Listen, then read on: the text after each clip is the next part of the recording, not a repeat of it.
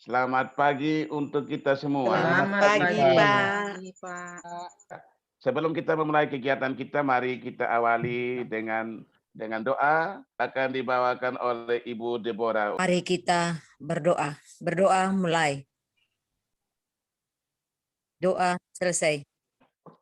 Materi tentang konsep modul ajar akan disampaikan oleh Ibu Florencia. Waktu dan kesempatan saya berikan.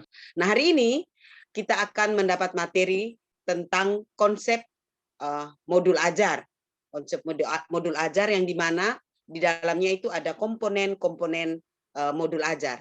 Sebelum kita mengetahui model atau komponen modul ajar, kita harus tahu dulu konsep dari modul ajar. Modul ajar adalah sejumlah alat atau sarana atau media atau metode petunjuk dan pedoman yang dirancang secara sistematis dan menarik. Jadi dalam modul ajar kita menggunakan sarana yang kita buat semenarik mungkin. Yang berikut, modul ajar merupakan implementasi dari alur tujuan pembelajaran yang dikembangkan dari capaian pembelajaran dengan profil pelajar Pancasila sebagai sasaran. Jadi seluruh tujuan pembelajaran dalam satu capaian pembelajaran kita akan menyusun dengan menggunakan atau dengan berdasarkan pada profil pelajar Pancasila. Dan yang berikut, Bapak Ibu, modul ajar itu disusun sesuai dengan fase atau tahap perkembangan peserta didik. Yang berikut, guru perlu memahami konsep mengenai modul ajar agar proses pembelajaran lebih menarik dan bermakna. Jadi konsep modul ajar itu harus betul-betul dipahami oleh guru.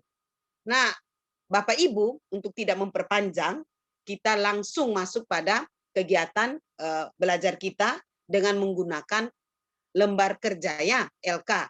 Di dalam LK itu saya sudah siapkan komponen modul ajar.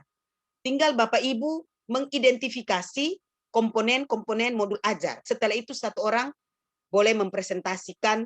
Teman-teman, kami akan mempresentasikan hasil diskusi kelompok kami tentang identifikasi komponen-komponen dalam modul ajar. Ada 3 komponen besar dalam modul ajar. Komponen yang pertama itu informasi umum, ada beberapa komponen yang di dalamnya, yaitu identitas sekolah, kompetensi awal, profil pelajar Pancasila, sarana dan prasarana, target peserta didik, serta model pembelajaran yang digunakan. Jadi ada 6 komponen dalam informasi umum itu. Berikut, di komponen inti ada komponen-komponen kecil lagi, yaitu harus ada tujuan pembelajaran, ada pemahaman bermakna, ada juga pertanyaan pemantik, persiapan pembelajaran, kegiatan pembelajaran, asesmen, pengayaan dan remedial, dan juga refleksi peserta didik dan guru. Sedangkan pada lampiran ada lembar kerja peserta didik, ada bahan bacaan guru dan peserta didik, glosarium, dan daftar pustaka. Demikian hasil diskusi kelompok kami. Terima kasih untuk kesempatannya. Pada prosedur penyusunan modul ajar, di sini guru dapat mengembangkan modul ajar dengan mengikuti langkah-langkah sesuai dengan infografis di samping. Di sini ada 6 tahap dalam prosedur penyusunan modul ajar. Nah, tahap yang pertama, menganalisis kondisi dan kebutuhan guru, peserta didik, serta satuan pendidikan. Gurunya, peserta didik, serta satuan pendidikan. Yang kedua, identifikasi dan tentukan dimensi profil pelajar Pancasila. Yang ketiga, menentukan alur tujuan pembelajaran yang akan dikembangkan menjadi modul ajar. Yang keempat, menyusun modul ajar berdasarkan komponen yang tersedia. Yang berikut, pelaksanaan pembelajaran. Yang terakhir, evaluasi dan tindak lanjut. Baik, yang pertama adalah informasi umum, terdiri dari 6 sub. Yang pertama A itu ada identitas modul. Dari identitas modul ini ada penyusun, satuan pendidikan, tahun penyusunan, jenjang, kelas, alokasi waktu. Lalu bagian B adalah kompetensi awal, profil pelajar Pancasila, sarana dan prasarana. Berikut komponen inti. Komponen inti itu terdiri dari pertama tujuan pembelajaran.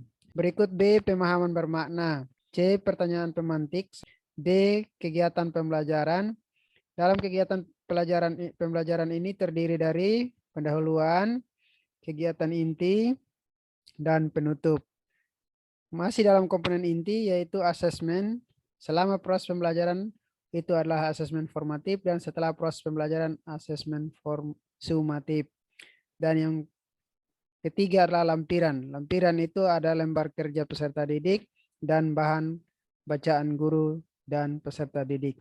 Terima kasih. Demikian beberapa hal penyampaian tentang kegiatan kita. Untuk mengakhiri kegiatan kita pada hari ini, kita tutup dengan doa. Doa dimulai. Doa selesai. Selamat sore, sampai jumpa dan salam. Shalom, Shalom. selamat sore, sampai Shalom. jumpa. Selamat